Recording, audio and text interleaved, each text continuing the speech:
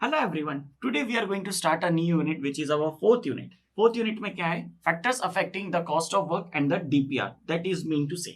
अब अभी तक हमने क्या पढ़ा था? सबसे पहले हमने पढ़ा था कि एस्टिमेशन होता क्या है. फिर उसके बाद हमने पढ़ा था various rate analysis of the estimation. फिर उसके बाद हमने पढ़ा था डिटेल्ड एस्टिमेशन. डिटेल्ड एस्टिमेशन में आपको याद होगा हमने लॉन्ग वॉल शॉर्ट वॉल की मेथड पढ़ी थी, सेंट्रल लाइन मेथड पढ़ी थी, रोड वर्क की कैलकुलेशंस पढ़ी थी, प्लम्बिंग के पाइप्स की हमने कैलकुलेशंस देखी थी. साथ ही साथ हमने रोड वर्क की कैलकुलेशंस करे थे.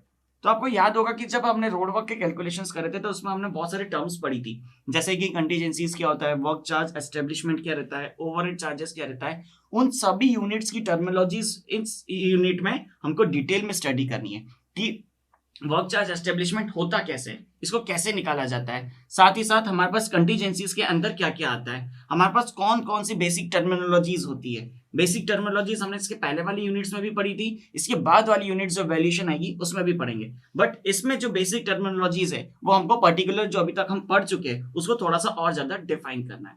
So what we'll going to discuss, we'll going to have the brief introduction of the unit, जिसमें सबसे पहले हम पढ़ेंगे कि what are the different factors that affect the cost of work.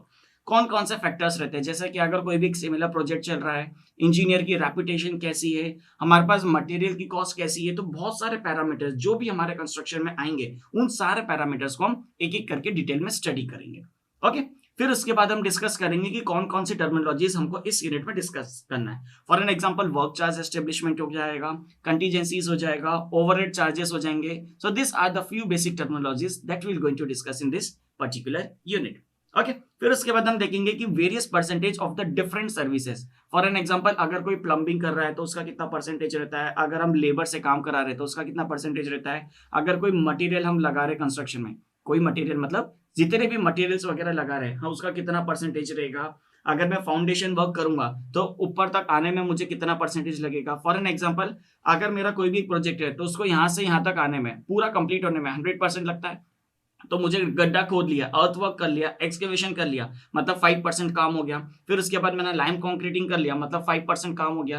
फिर उसके बाद मैंने फर्स्ट क्लास ब्रिक वर्क कर लिया, उसके बाद 10% काम हो गया. तो इसमें कितने डिफरेंट परसेंटेज रहते हैं हर एक सर्विसेज के लिए. प्लम्बिंग की सर्विस हो गई, वाटर सप्लाई की सर्विसेज हो गई, इलेक्ट्रिक कनेक्शन की सर्विसेज हो गई, तो कितने भी हमारे पास परसेंटेज रहते हैं. तो ये परसेंटेज हम कैसे डिसाइड करेंगे इस पूरी यूनिट में डिस्कस करेंगे.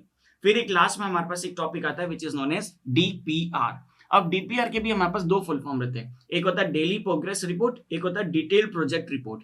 डिटेल प्रोजेक्ट में क्या होगा, हमारे पास हर एक चीज का डिटेल क्लासिफिकेशन रहेगा.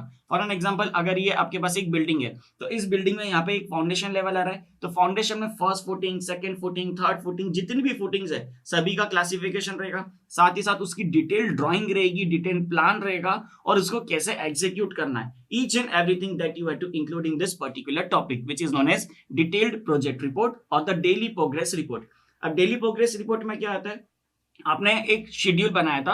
आपने सुना होगा कि हमारे सिविल इंजीनियरिंग में प्रोजेक्ट मैनेजमेंट आता है. प्रोजेक्ट मैनेजमेंट के अंदर हम सारी चीज का शेड्यूल करते हैं कि आज इस काम के लिए ये काम रहेगा, इस पर्टिकुलर डे के लिए ये वर्क रहेगा, इस पर्टिकुलर डे के लिए ये वर्क रहेगा.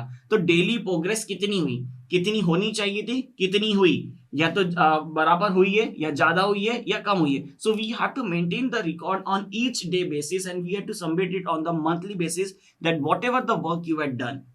अगर हमारा कोई काम किसी पर्टिकुलर रीजन से छूट गया है या कोई बारिश आ गई है या हो सकता है कुछ मशीन खराब हो गई है, तो that we have to mention each and everything in the DPR. So that is overview of first unit that we are going to discuss it. Okay